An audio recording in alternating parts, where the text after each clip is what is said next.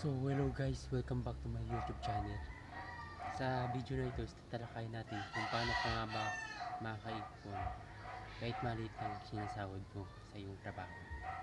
Una is, kailangan mo ng disiplina. Disiplina sa iyong sarili. Disiplina sa paghawak ng pera. Pangalawa is, iwasan mo ang sobrang luho.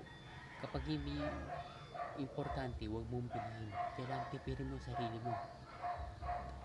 Pangatlo, dapat may sarili kang ipon. Lagay mo sa alkansya mo o di kaya sa bank.